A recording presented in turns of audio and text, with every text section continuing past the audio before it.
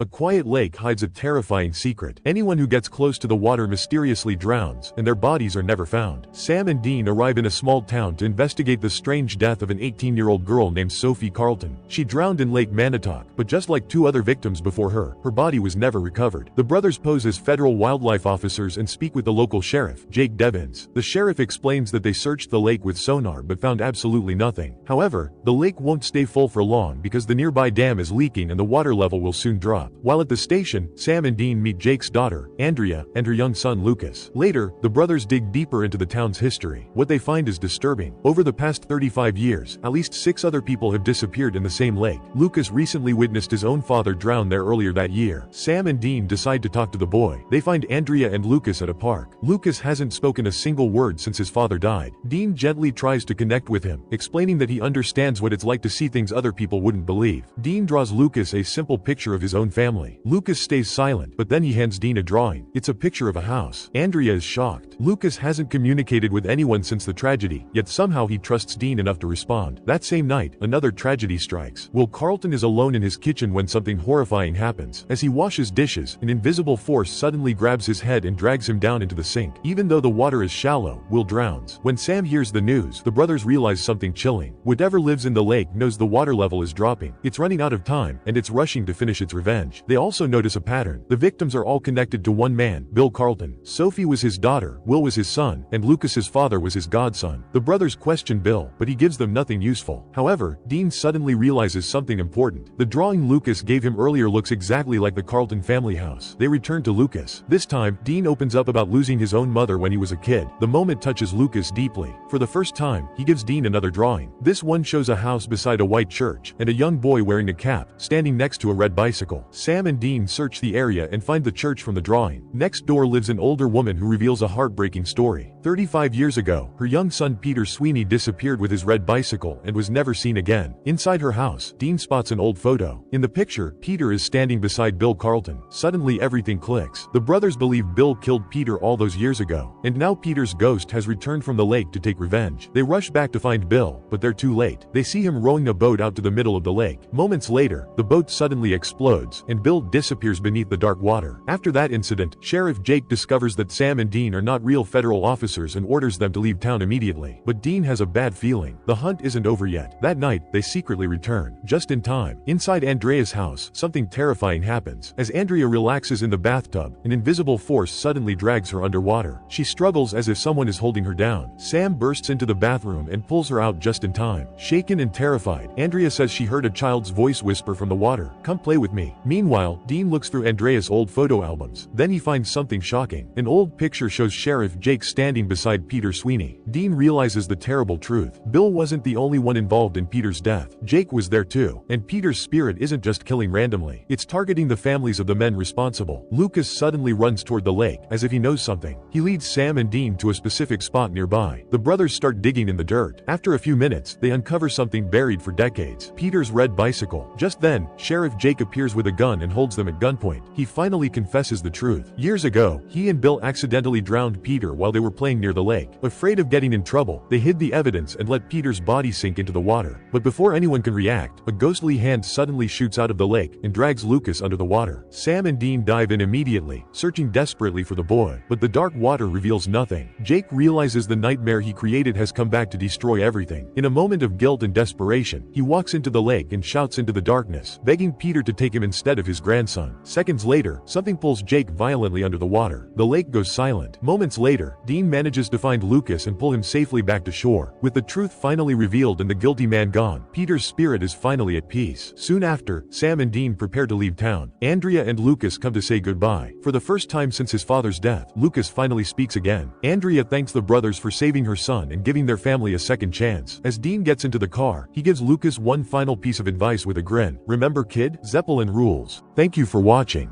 Like and subscribe for daily recap.